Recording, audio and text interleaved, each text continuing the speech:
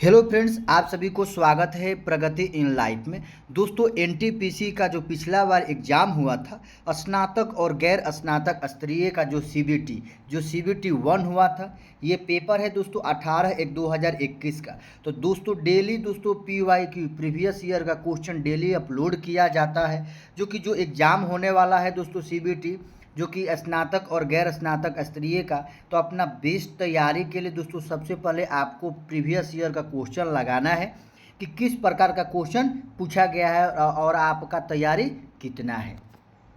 तो डेली दोस्तों वीडियो देखने के लिए चैनल को सब्सक्राइब कर लीजिए, जो कि डेली अपलोड किया जाता है प्रीवियस ईयर का क्वेश्चन। और मैथ का भी दोस्तों जितना भी एग्जाम हुआ है उसका अलग से एक वीडियो आता है दोस्तों, PYQ प्रीवियस ईयर का क्वेश्चन। तो चलिए स्टार्ट करते हैं दोस्तों। जो कि पहला क्वेश्चन दिया गया है, रीजनिंग से है कि उस वेन आरेख का चयन करें जो निम्नलिखित वर्गों के बीच संबंध को सर्वोत्तम ढंग से निरूपित करता है, जैसे कि दिन हो गया, सप्ताह और वर्ष। तो इसका करेक्ट आंसर दोस्तों ऑप्शन नंबर सी, जो ऑप्शन नंबर सी है ना, तो ये ए दिया गया है, आप लोग देख लीजिए। तो जैसे सबसे पहले तो दोस्तों ये वर्ष आएगा, वर्ष के अंदर सप्ताह आएगा और सप्ताह के अंदर क्या आएगा, दिन आएगा। क्या आएगा, दिन आएगा। ऑप्शन नंबर सी जो है ए में है। चलिए अगला क्वेश्चन है, क्वेश्चन नंबर 2 है कि धनुर्वेद यजुर्वेद का उपवेद है, इसका संबंध निम्न में से किससे है। तो दोस्तों धनुर्वेद यजुर्वेद का संबंध किससे है, तो युद्ध कौशल से। किससे है दोस्तों, युद्ध कौशल से। चलिए अगला क्वेश्चन है, क्वेश्चन नंबर 3 है, प्रशुल्क और व्यापार पर सामान्य समझौता किस वर्ष अस्तित्व में आया। ऑप्शन नंबर डी 1948 में। चलिए अगला क्वेश्चन दोस्तों, क्वेश्चन नंबर 4 है कि उस वेन आरेख का चयन कर जो निम्नलिखित वर्गों के बीच संबंध को सर्वोत्तम ढंग से निरूपित करता है, गेहूं, चावल और अनाज। तो दोस्तों अनाज में क्या आता है, सबसे पहले आप लोग देख लीजिए, ये अनाज हो गया, अनाज में गेहूं और चावल दोनों आएगा। तो इसका करेक्ट आंसर कौन सा हो जाएगा, option number D. Option number D में दोस्तों बी है। चलिए अगला क्वेश्चन है, क्वेश्चन नंबर 5 है, दिया गया है कि प्लस का अर्थ भागा, माइनस का अर्थ गुणा, भागा का अर्थ प्लस और गुणा का अर्थ दो माइनस है। तो इस व्यंजक का मान ज्ञात कीजिए। तो दोस्तों इसमें पुट कर देना है, जो माइनस दिया इसका दिया गया है उसको हल कीजिएगा, correct answer option number D आएगा। चलिए अगला क्वेश्चन है, क्वेश्चन नंबर 6 है, निम्नलिखित में से कौन सी पुस्तक मेगास्थनीज ने लिखी थी। तो दोस्तों इंडिका ऑप्शन नंबर सी इसका करेक्ट आंसर है। चलिए अगला क्वेश्चन है, क्वेश्चन नंबर 7 है कि यदि आयत की लंबाई और चौड़ाई का अनुपात दोस्तों 7:4 दिया गया है, उसके अनुपात में इसका क्षेत्रफल जो है ना 12,348 दिया गया है। तो आयत की लंबाई क्या करना है, तो आयत का दोस्तों क्षेत्रफल क्या होता है, लंबाई गुने चौड़ाई। लंबाई कितना दिया गया है 7x इंटू 4, चौड़ाई कितना दिया गया 4x, क्षेत्रफल कितना दिया गया 12,348। तो दोस्तों x का मान निकालना है। उसके बाद पूछा गया आयत की लंबाई जो 7x है ना, x का मान पुट कर दीजिए, आंसर आ जाएगा। Correct answer option number B आएगा, 147 सेंटीमीटर। चलिए अगला क्वेश्चन है कि दो संख्याओं का लघुत्तम समापवर्तक LCM जो कि और महत्तम समापवर्तक NCA जो कि 70 और 7 है, यदि इनमें से एक संख्या 35 है तो दूसरी संख्या क्या होगा। तो दोस्तों पहला संख्या इंटू दूसरा संख्या बराबर क्या होता है, LCM इंटू HCF होता है, जो कि LCM दिया गया है 70, HCF दिया गया है 7, जिसमें कि पहली संख्या 35 दिया गया है, आपको दूसरी संख्या निकालना है। ये कट जाएगा 2 बार में, दूसरी संख्या कितने आ जाएगा 14। ऑप्शन नंबर दोस्तों डी आएगा करेक्ट आंसर। चलिए अगला क्वेश्चन है, क्वेश्चन नंबर 9 है, दिया गया है कि cos 75 degree plus sign 15 degree का मान क्या होगा। तो दोस्तों इसका हल कीजिएगा, तो इसका आंसर आएगा कितना देख लेते हैं, option number D. Option number D जो है ना, इसका करेक्ट आंसर आएगा तो √3 - 1/√2। चलिए अगला क्वेश्चन है दोस्तों, क्वेश्चन नंबर 10 है, क्वेश्चन नंबर 10 है दोस्तों 2.7 का स्क्वायर माइनस 0.8 का स्क्वायर बटा 2.7 माइनस 0.8। तो दोस्तों ए स्क्वायर बी स्क्वायर, ये ए स्क्वायर माइनस बी स्क्वायर बराबर क्या होता है, ए प्लस बी, कोष्ट में ए माइनस बी बाटा ए माइनस बी दिया है, ये कट जाएगा, ए प्लस बी जोड़ दो, आंसर आ जाएगा ऑप्शन नंबर बी। अगला कुछ दोस्तों ये हर एक एनटीपीसी के एग्जाम में पूछा गया, आप लोग देख लीजिए किस प्रकार का क्वेश्चन है। उस विकल्प का चयन कर जो दी गई संख्या उस प्रकार संबंधित जिस प्रकार जो कि 4, 20 और 48। तो दोस्तों ये जो है किस प्रकार संबंधित है, आपको ये ऑप्शन में जो दिया गया उसी प्रकार संबंध बताना है। तो इसका करेक्ट आंसर दोस्तों ऑप्शन नंबर डी आएगा। 4 में 5 से गुना किए 20 हो गया, और यहाँ 12 से 5 में गुना किए 60 हो गया। इस प्रकार आप मिला सकते हैं। चलिए अगला क्वेश्चन दोस्तों क्वेश्चन नंबर 12 है। दिया गया है कि निम्नलिखित में से कौन सा भिन्न 8/5 से अधिक और 7/5 से कम है।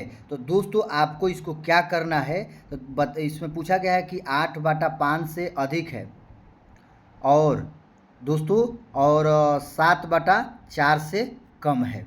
क्या है, 7/4 से कम है। तो आपको दोस्तों इसको पॉइंट में बदल लेना है। तो ये पॉइंट में बदलेंगे 8/, तो ये 1 पॉइंट कितना हो जाएगा, 6 हो जाएगा। अब इसको करेंगे तो कितना हो जाएगा, 1.47 यानी 7 पॉइंट जो है ना 5 आएगा।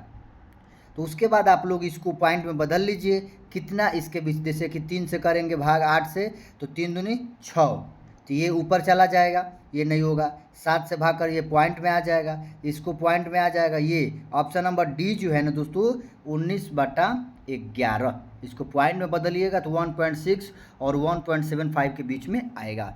चलिए अगला क्वेश्चन है, क्वेश्चन नंबर 13 है। अधातुओं के गुणधर्मों के बारे में निम्नलिखित में से कौन सा विकल्प सामान्य सत्य नहीं है। ऑप्शन नंबर ए चालक।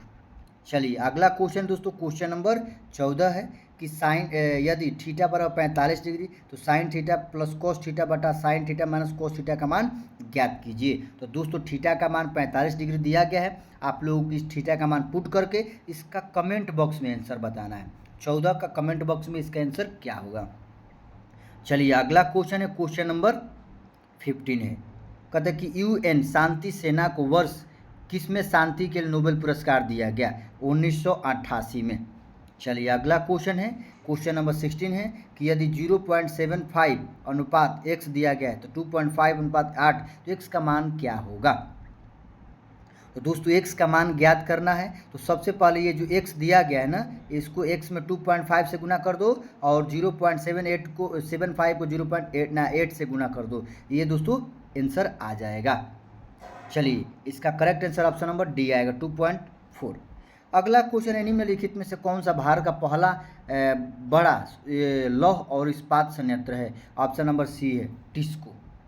चलिए अगला क्वेश्चन है क्वेश्चन नंबर 18 है कि ब्रिटिश शासन के दौरान भारत का अंतिम गवर्नर जनरल और पहला वायसराय कौन था। तो दोस्तों ब्रिटिश शासन के भारत का अंतिम गवर्नर जनरल और पहला वायसराय कौन था। Option number A Lord Canning.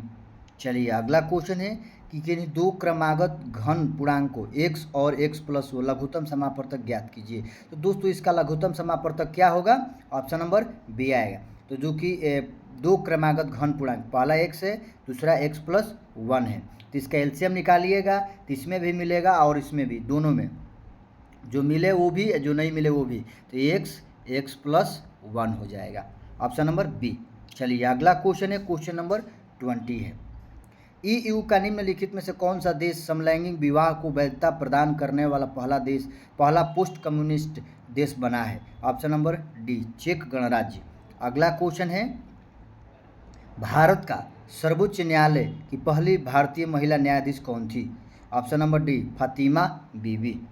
चलिए अगला क्वेश्चन दोस्तों क्वेश्चन नंबर 20 है 22 दिया गया है कि x³ माइनस YQ ब्रैकेट में, फिर उसके बाद ब्रैकेट में x² plus 5x plus 6 bracket बंद x के पावर 4 माइनस 6 के ब्रैकेट में। तो आप लोग हल कीजिएगा, correct answer option number B आएगा। चलिए अगला क्वेश्चन है क्वेश्चन नंबर 23 है कि एशिया प्रशांत क्षेत्र में निम्नलिखित में से किस देश के पास सबसे बड़ी घरेलू संचार उपग्रह प्रणाली है। Option number D Bharat. चलिए अगला क्वेश्चन है कि यदि 1 किलोग्राम चावल का मूल्य 45 हो तो 15.2 किलोग्राम चावल का मूल्य क्या होगा। तो दोस्तों जब 1 किलोग्राम चावल का दाम 45 रुपया है तो आपको पूछ रहा है कितना, 15.2 किलो चावल का दाम। तो जब 1 किलो का दाम 45 रुपये है तो 15.2 किलो का, तो इसमें 45 से गुना कर दो तो कितना आएगा 684। ऑप्शन नंबर बी आएगा। चलिए अगला क्वेश्चन है, क्वेश्चन नंबर 25 है कि निम्न व्यंजन का मान ज्ञात करना है। 1 plus sec theta plus tan theta बटा 1 plus sec theta minus tan theta. तो इसको हल करना है, इसका करेक्ट आंसर देखते हैं। ऑप्शन नंबर डी आएगा 1 प्लस tan थीटा बटा 2 बटा 1 माइनस tan थीटा बटा 2। तो दोस्तों ये 25 क्वेश्चन कंप्लीट होता है। 25 में आपका कितना करेक्ट हो रहा है, कितना सही हो रहा है, और एनटीपीसी का डेली प्रैक्टिस सेट हो रहा है, चलाई जा रहा है। तो आप लोग डेली वीडियो देखने के लिए, और मैथ का दोस्तों डेली 30 क्वेश्चन अपलोड किया जाता है। तो 30 में आपका कितना सही हो रहा है, और रीजनिंग का भी आपका 30 क्वेश्चन अपलोड किया जा रहा है, तो कितना सही हो रहा है कमेंट बॉक्स में आप लोग ज़रूर बताइए। जय हिंद। और चैनल में पहली बार है तो प्लीज़ चैनल को सब्सक्राइब कर दीजिए दोस्तों, और लाइक कीजिए। जय हिंद, वंदे मातरम।